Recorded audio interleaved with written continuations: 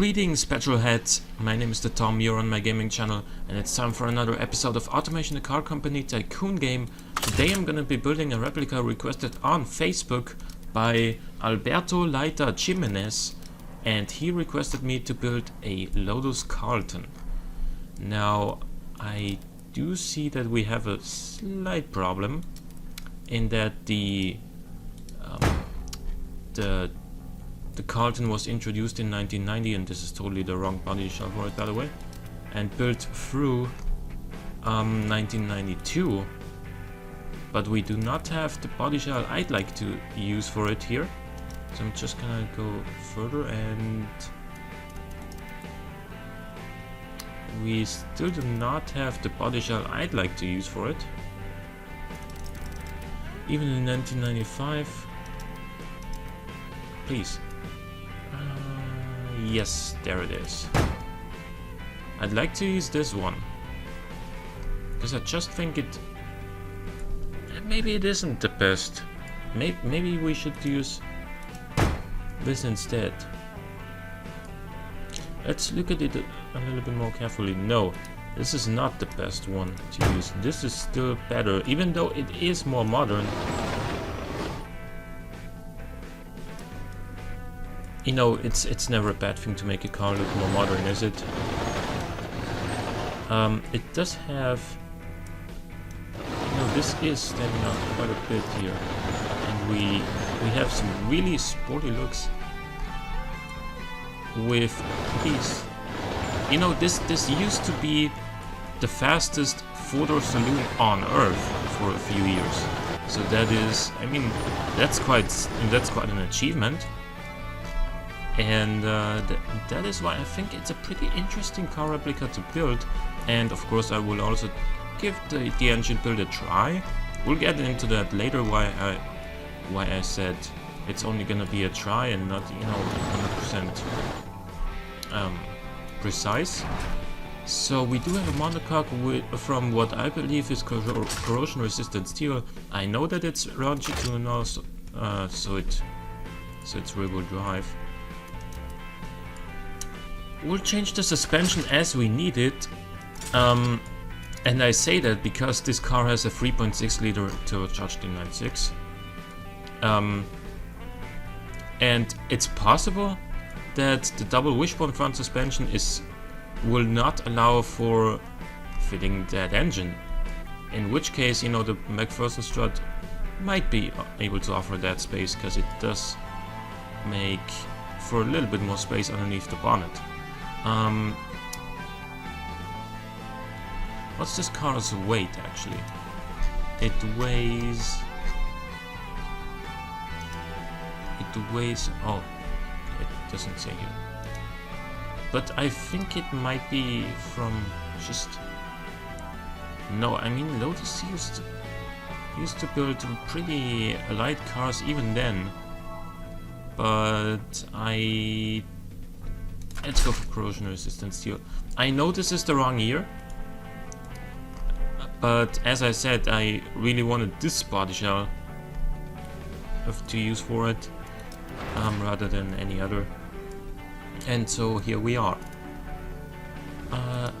These are pretty much the headlights you want on this car.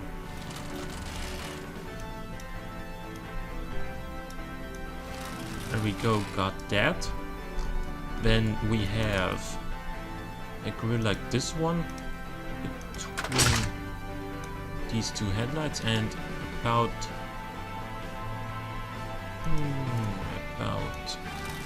here, yeah, where it is actually.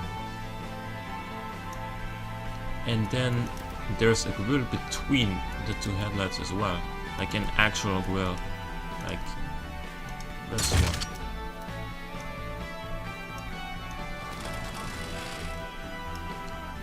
Running like here.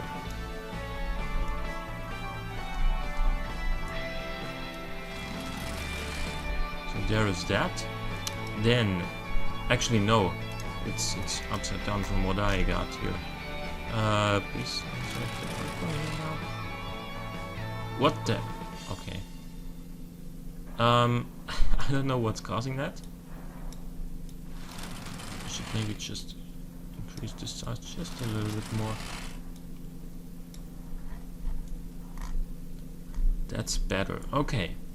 Now the badge goes onto the very bottom of the bonnet, like at the very start of the bonnet, like here. Then we have a couple of grills and vents down here. So let's see, what do we start with? I think we should start with this one. And it goes like there. How long is this in comparison to the... Oh, so this is as long as that one. I think both of them need to be a little bit shorter than what they are right here. And that'll allow us to put these further inside. Yeah, that looks more like it. Alright, after that, we do have a small lip down here. Like so.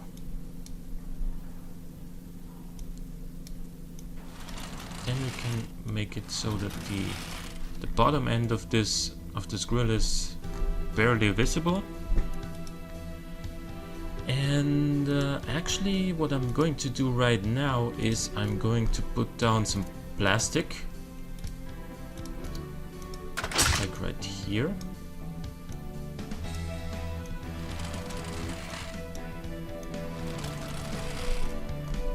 There is that.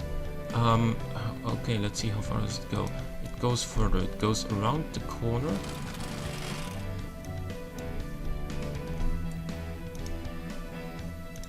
Almost back to the wheel arches, actually. Wait a minute, where's this? Okay, so we'll have to make this from separate parts.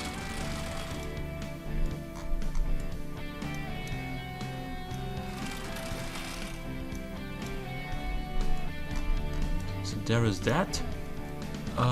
We do have a little bit less space between these and the headlights, so let's move them just a few centimeters further up, like that, and then put down some vents underneath them. They're basically these, but turned upside down, and then stretch like that.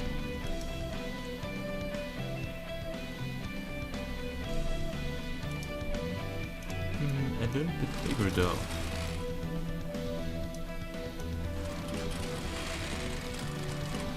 So we can do it like this. And of course we're still missing something on the front end. That is the number plate.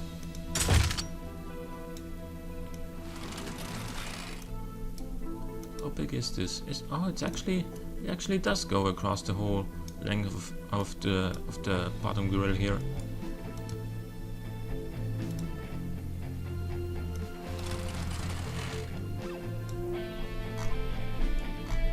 So there it is. There is the front end for you guys. That is the front end of the Lotus Carlton. We do have 4 doors, and we do have some small side indicators as well. So we're gonna put down this indicator about, let's see, it goes about like here, and the door handles are basically these. We're gonna repaint this car later on, don't worry. So then, do we have anything else of interest on the sides? Not really. Actually, yes. We're gonna continue this plastic strip. And please don't take that out of context. Like right there. See how this looks. This is going a little bit further down. That's too big. This fits perfectly. and then we're gonna try and continue that. Let's try this on for size here. Is this the appropriate size? It is too big.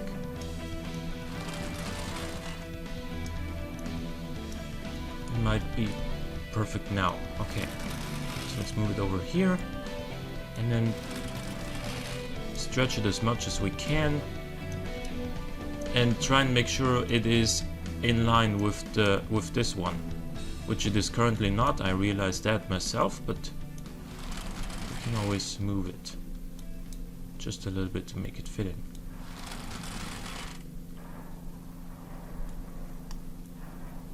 So that might be a little bit further down. Yeah, like that.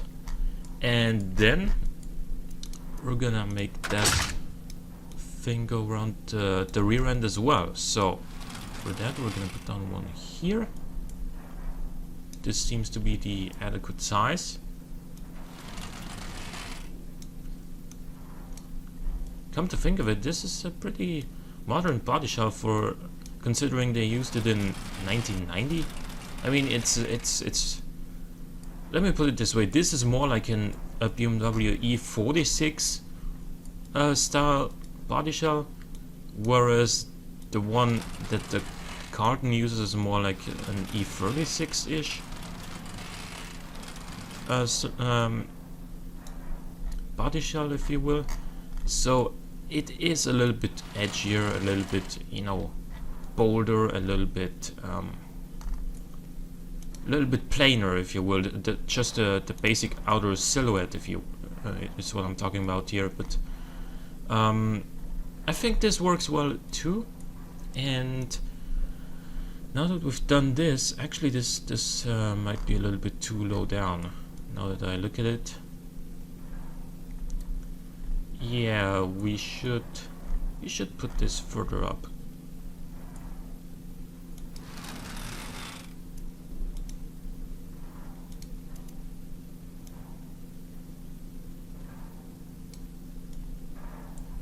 That,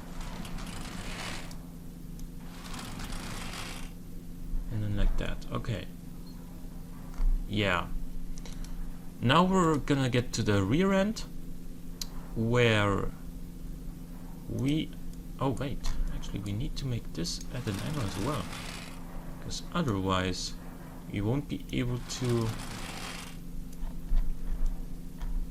put the plastic strip down in an adequate height here. Okay.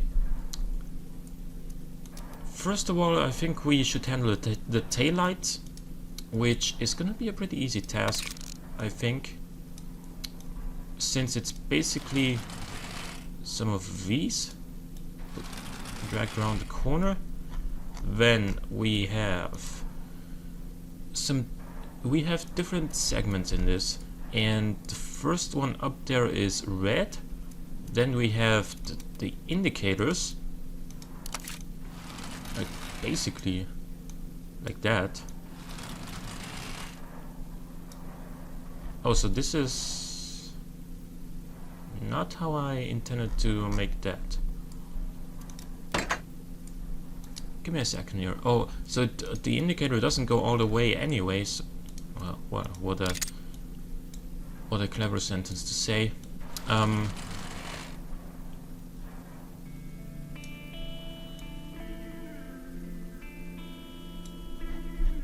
It's more like that.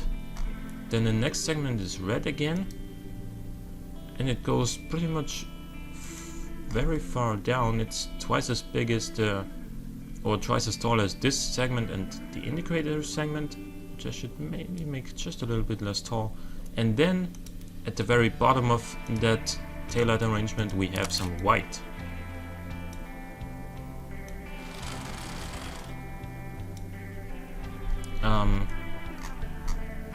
This is not how I wanted this to go down.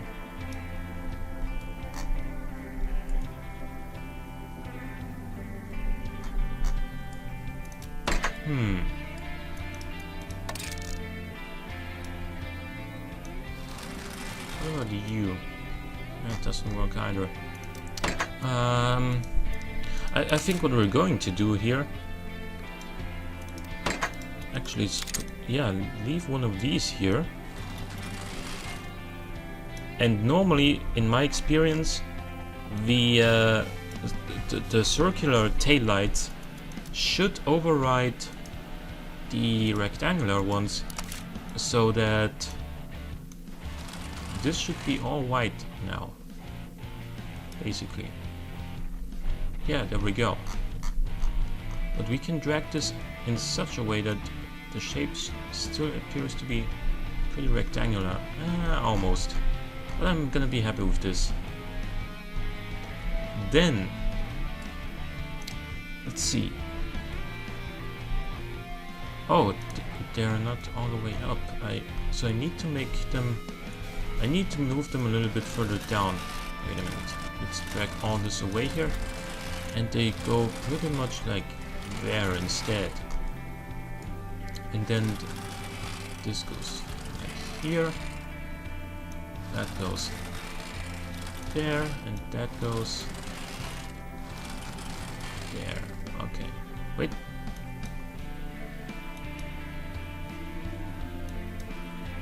It doesn't cover all the areas now. It's fine though, it's fine.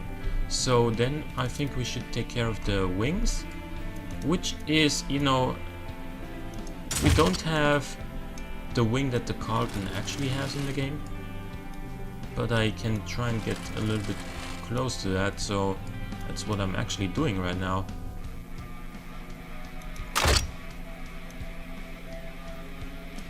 More like that.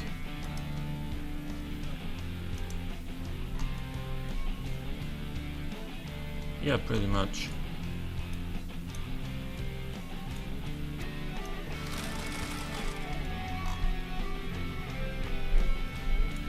So, and then let's see what's next up on our to-do list here. We need... Okay, so we're gonna put down the number plate, which is somewhere between the taillights. What's the exact height? It is pretty much this tall and about this long then. And on top of it we have some chrome, also including the badge.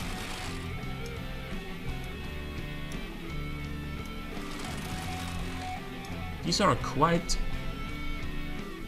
complex aesthetics for a 1990 car. I'm not gonna judge cars at that time, but you know, just saying.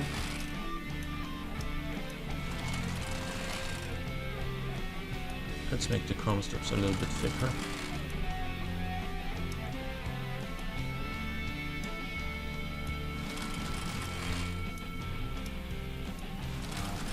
There is that. And then underneath the number plate we have... Is that chrome or is that plastic?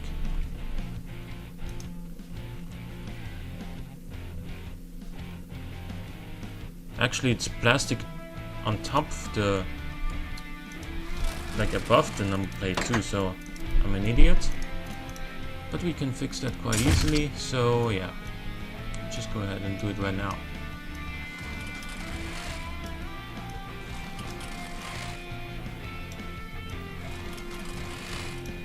So there is that. Then I think we should continue this plastic strip down here.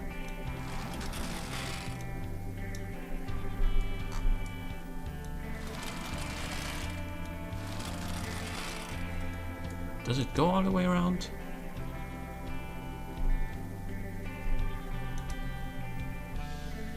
Yeah, it does.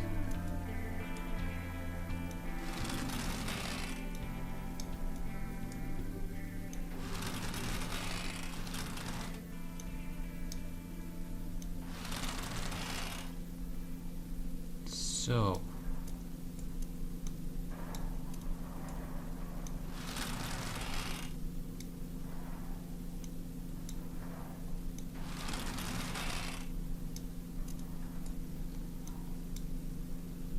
And also, guys, something I also wanted to address is I've noticed a little bit of another boost in my subs and views lately, and I'm very thankful for that. And it might even still be possible to reach 500 subs by the end of this month. Like, I'll keep doing my best, and if you guys keep doing your best as well, then we can reach it together. That would be awesome. And now that we're done with this plastic thing, we are going to put down the exhausts, which are basically these, but only on one side, and pretty big, like right there. Alrighty then, so next up on our to-do list is the engine, actually. So I think we're done with the looks, but first we can, you know, repaint it black or something, make it rear-wheel drive. And again, we can always change the front suspension type to McPherson if we can't fit a 3.6 liter 9.6 in here. Now it is aluminium, it is dual overhead cam with 4 bars per cylinder, and the stroke is 85.0, and the total capacity is 3615. So that was it, 95 times 85. Good. I'm guessing we have forged internals here, because it is after all a Vauxhall / Opel engine, which is not to say that those engines are expensive, but they do have access to, you know, good high quality parts. That's what I'm getting at. The compression ratio, wait a minute, I had that somewhere here. It is 8.2 to 1, I think. Yes, 8.2 to 1. So let's lower that. We are going to need a pretty sharp cam profile for this car, because it has to put out a lot of power. It is obviously turbocharged. It's got a water-to-air intercooler. I don't know what... I know that the max boost is 0.7 bars, and that strikes me as kind of surprising, given the fact that this car makes, like this engine makes 382 horsepower at 5,200 RPM. And how am I supposed to get that with this little boost and only one turbo? Because remember that the real engine is twin turbocharged, but we don't have the option here. We can only use a single turbo on inline engines currently. We'll be able to twin turbocharge inline 4s, inline 6s and so on in the future, but for now we can't.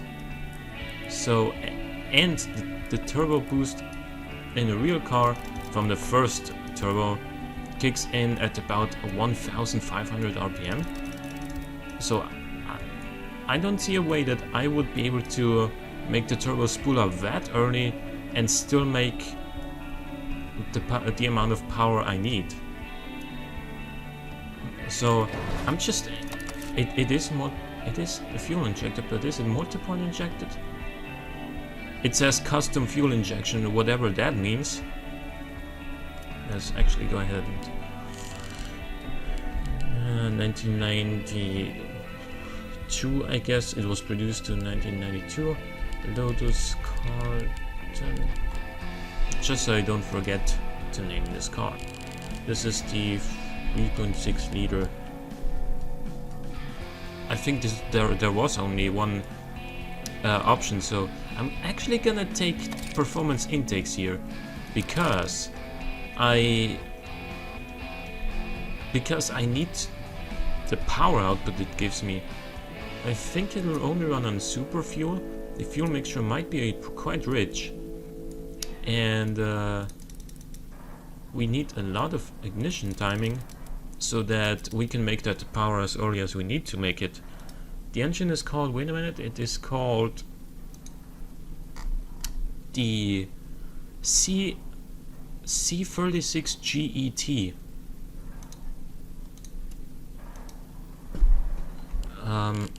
C36 GET,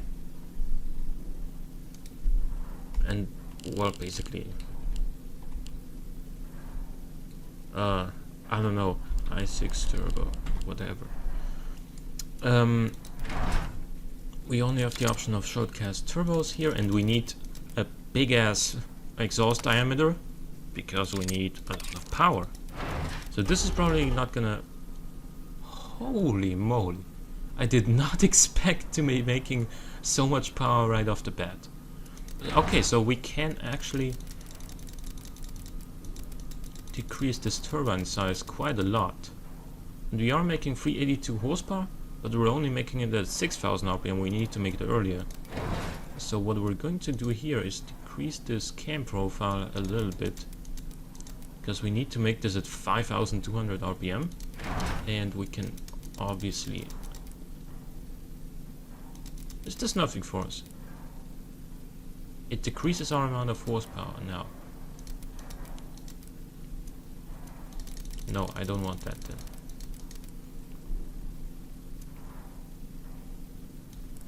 What I can do is... wait a minute. We could make more max boost because we need a lot more torque anyway already. So, yeah, I think that's the wisest decision here. 355 at 5300 RPM. At 5500 RPM. 5400. 5100, and we're actually quite close to the amount of power we need. And the torque is how much? 568 newton meters at 4200. So actually we're closer to the output that we need to be than I actually thought we would get. So let's see. We need just a little bit less torque, which is probably not a problem, but what we do need is... yeah. We can go a little bit higher on the... but I don't want to. We can go a little bit down on the boost pressure, or on the max boost. And increase the compressor size. Oh, that did a lot. That 1 point gave us 7 more horsepower.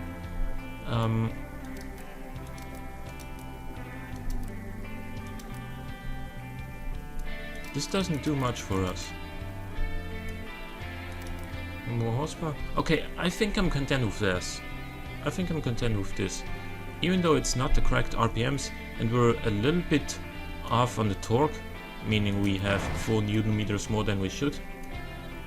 And also, oh wait a minute, we can still trim this a little bit more by leaning it out a little bit. And no, yes, 5200 RPM is what I want here. So, oh wait a minute, this 380.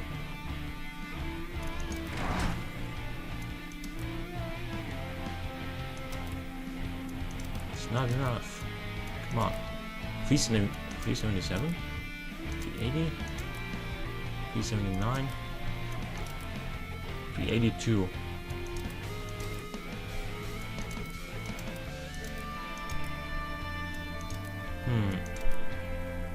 377.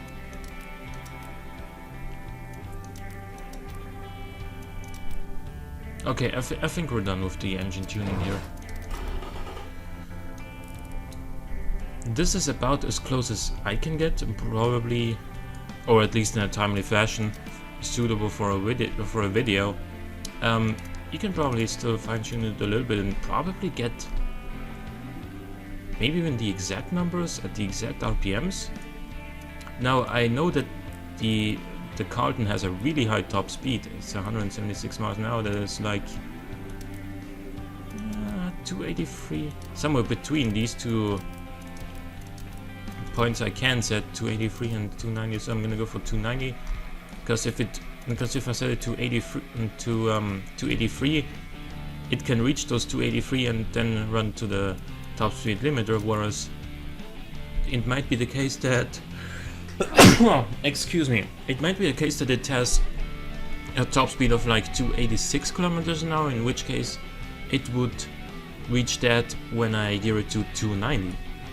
I hope you could follow me on that one. I don't know if it's if it has a diff.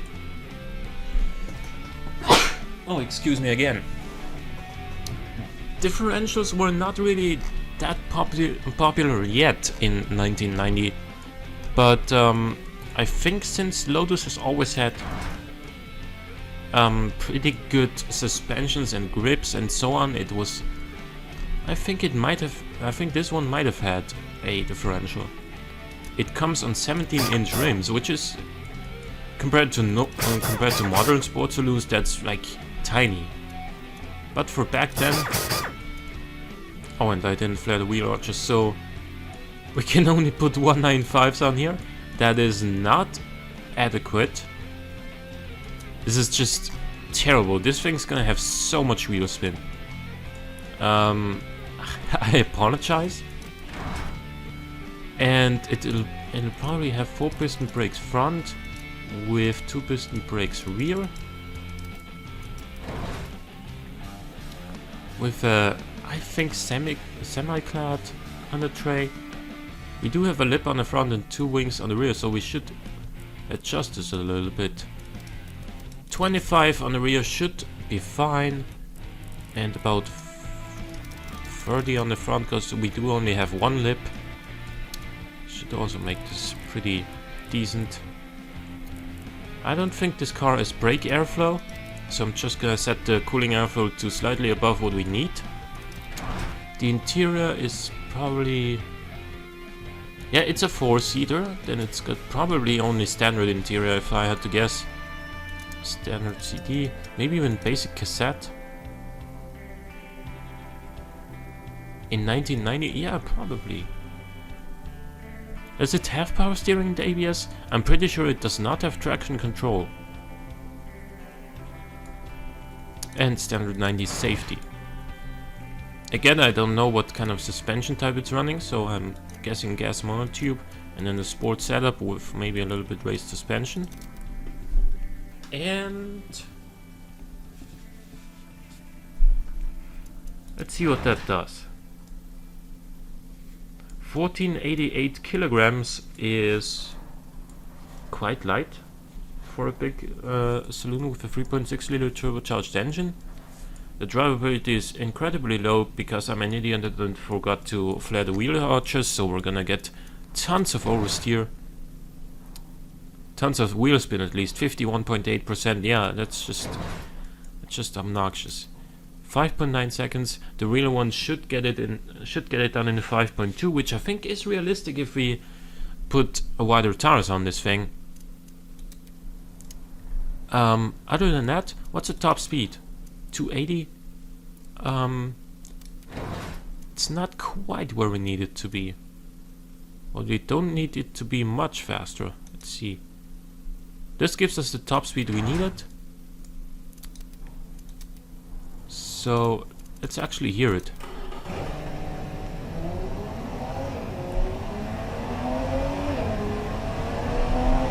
No, wait a minute, the gearing is so... I forgot to adjust the gearing. Because I have read that the first gear goes up to 89 kilometers an hour. Which is gonna be about like... here? Let's see.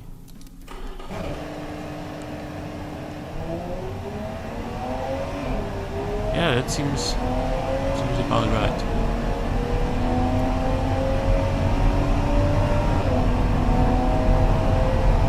This thing goes like hell, actually.